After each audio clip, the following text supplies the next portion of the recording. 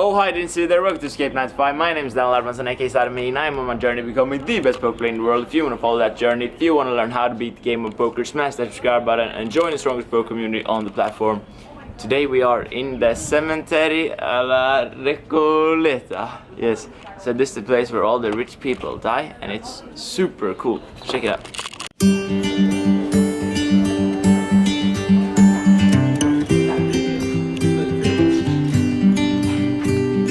We decided to take this day off for the first time. However, we went for the longest ride of the trip yesterday, and I decided to pump up the stakes to get out of the downswing. Let's see how that went. Quick recap.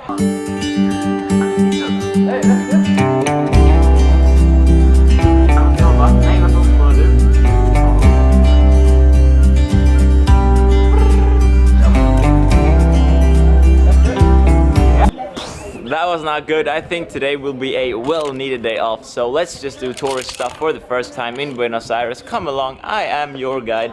I'm doing it well. Let's look at this beast here. This from the 18th century. He died in a coma. No kidding, but she's the actual guide. I don't want to steal her lines though. Amazing.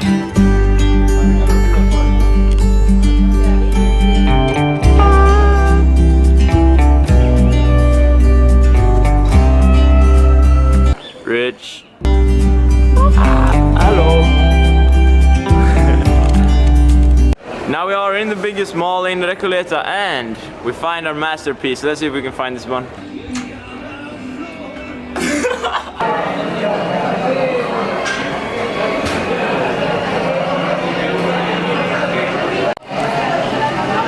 This is the best burger in town. It's so huge. Wow. Alright, we are back from the shopping, got my new lucky shirt. If this doesn't turn things around, I don't know what to do. So for the rest of this day off, I'm going to look at some spots from yesterday's game. And I'm going to try to put you guys with me to analyze the hand. And I'm not sure how to do that, so we'll see. But hopefully I can up in a box somewhere. So let's see. Box. Alright, so here we have a very important hand that I played yesterday. So hijack, min raise, call from cutoff. We have ace-5 off in big blind, very easy defend when we're getting like 6.5 to 1. I want to call. So we check, the hijack raiser bets a little over half pot. So what are we thinking here? We really want to be check raising this flop fairly aggressively and want to take all our good hands like sets, mainly 2 pairs, a lot of our 9s because it benefits a lot from protection, and also as bluffs we want to have 2 different categories. So we either want to have the kind of standard bluffs that we have here. That would be like 10-8 of spades or 5-6 of spades would be a very good one. Maybe the nut flush draw sometimes, the ace-7 of spades. Hands that has a lot of equity that can hit a good hand when we play a big pot. And also we want to have bluffs that cover up when we hit our semi-bluffs. And if a spade rolls off, we really want to have something that we can bluff with. So this would be a perfect example of such a hand. So that's why I decided this time to check raise this hand, and we're getting a call. So on this turn we really want to see how our range is affected of this king. So essentially a king is a very bad card for us because he will float a lot of kings, every diamond king in his range pretty much, and obviously all the spade kings in his range. And we don't really have many hands that would be a random king that check raise flop. So this would be a flop where we have to slow down very often, and with this specific hand we would have to slow down every time. So we're going to check and he checks back, and this is where it gets really interesting. So we hit a spade on the river. So since it was a very bad turn card for us, we would check a lot of our spade draws.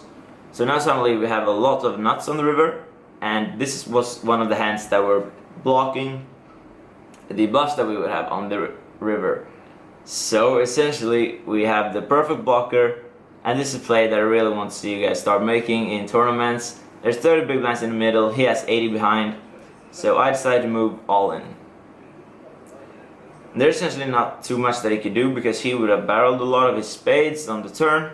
A lot of the hands that were spades that he wouldn't want to barrel would have the ace of spades in them, which he can't have anymore. So now we block all the nuts and there's simply not much he can do, and he decided to fold. So that's a very ballsy move that we could do just to pick up the pot, not give those important chips up, and yeah, start making those ballsy moves and success will come for you. That was it for the hand analysis. Hope you enjoyed that. Hope you learned something, because there will be way more of those. Keep fighting hard in the streets, guys, and I'll see you next time.